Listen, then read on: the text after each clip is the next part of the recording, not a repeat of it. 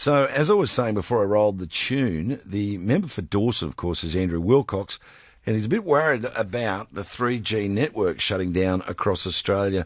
Andrew's in the studio with us. Welcome, as always, Andrew, welcome to the Graham Connors #1 studio. Yeah, thanks very much. Great to be here and welcome listeners. 3G, how many people know about this, do you think? Well, I don't think enough people know about it. And after the 30th of June, the 3G is going to be shut down to Telstra customers.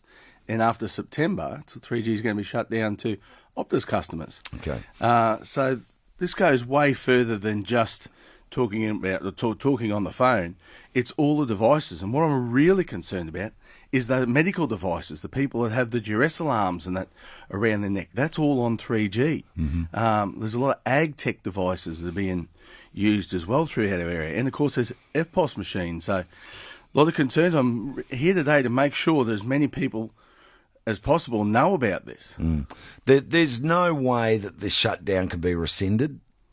Well, there is actually a Senate inquiry at the moment, but the Senate inquiry doesn't finish until the end of May, and that's not going to be much time to put a report together when the actual deadline is June. So I'm hoping that the Senate inquiry might be able to either speed that up or halfway through that, just say to Telstra, hey, can we have a stay, and the government, of course, can we have a stay of execution on this for a little bit longer, just to make sure that people are fully aware and across this? Any idea how many people we could be talking about with medical devices, etc.? Well, there's estimated to be over 100,000 with devices in total. I don't have the breakup of medical versus like ag and FPOS and all those sort of things. It's a fair whack of people. But there's potentially millions that could be affected because even some of the 4G and 5G telephones are configured to use 3G for dialing 000, and that's the sort of thing we really need to dig down and get to the bottom of, because we really need to be able to contact 000 in times of emergency. Everybody needs that. Yeah, okay. Well, I hear what you're saying there. All right, so it would appear to me it's better to get in and be prepared. So what are you putting forward? So Telstra customers can actually text 3 to 3498, and they will receive a reply advising whether they need to take action or whether their device is actually compatible. That's important. If they're not sure, if they want to send me an email, Andrew Wilcox, andrew.wilcox.mp@aph.gov.au, or give my office a bell just to actually check. My office number is 49440662. We're happy to help, but it's important that people are on the front foot with this one, and I'm sure that there's not enough people know about it. Yeah, okay, all right, so spread the message about 3G shutting down.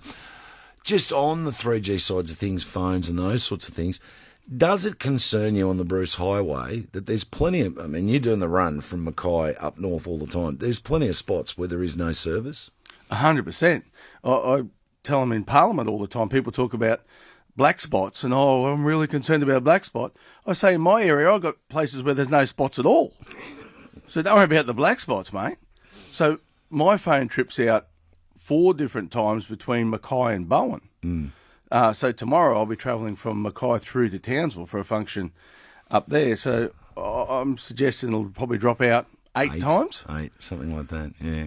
And I just don't think that's acceptable. And I'm really, really sure that when you read all the paraphernalia about, it's really, again, city orientated, because people want 4G and 5G for the higher bandwidth, the better data and all that sort of stuff.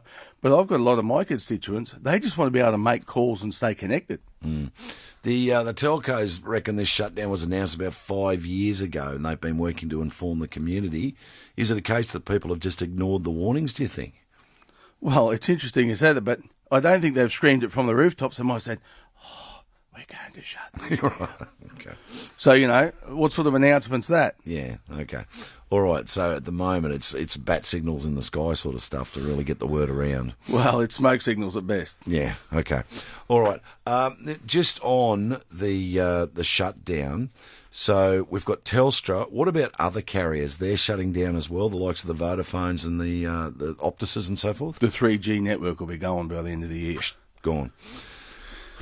So that's why I'm here today, and I thank you for giving me up the time so I could talk to the listeners. It's very important that we get the message out and make sure people are across this. And again, I just can't reaffirm enough with those medical devices, because I just would not like to have one of my constituents in duress and not being able to get that medical attention they need. All right.